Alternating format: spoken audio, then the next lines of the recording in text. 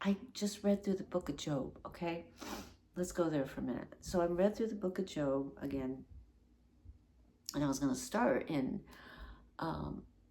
Psalms, and the Lord said, look over there on that page, and it was the last chapter of Job 42, I guess, and I had to park there for a minute.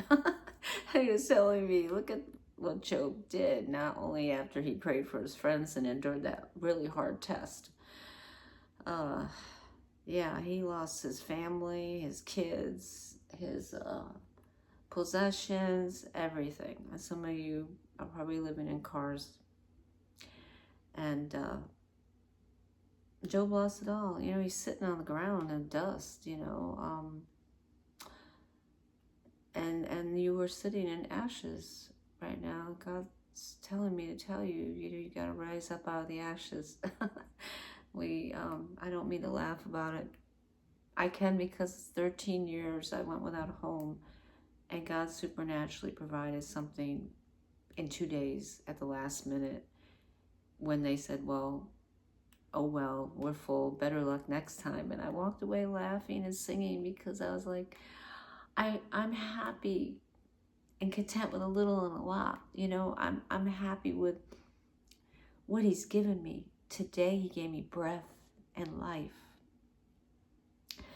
and joy that the world can't give, and the peace that the world can't give. I don't know what you're doing with your life or where you are. You could be in a third world country, in a war-torn country. And my heart is like, I can't imagine what you're going through. But so he was having me park in Job, and God's a restorer repairer of the, he repairs and he restores and he builds up again. And this is your time of building. This is your season. I want to speak that by faith, because the Lord told me the other day, you're the only one that limits me. You're the only one that limits me.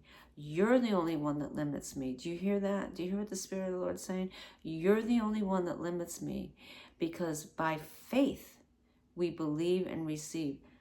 And you have to believe that he's a rewarder of those who diligently seek him. Now, I don't know if you're doing that or not, but he knows your heart. It's not about works. You know, if you go through a checklist and you start demanding, he's going to look at you like, well, child of mine, what you doing there? But he did call me to pray.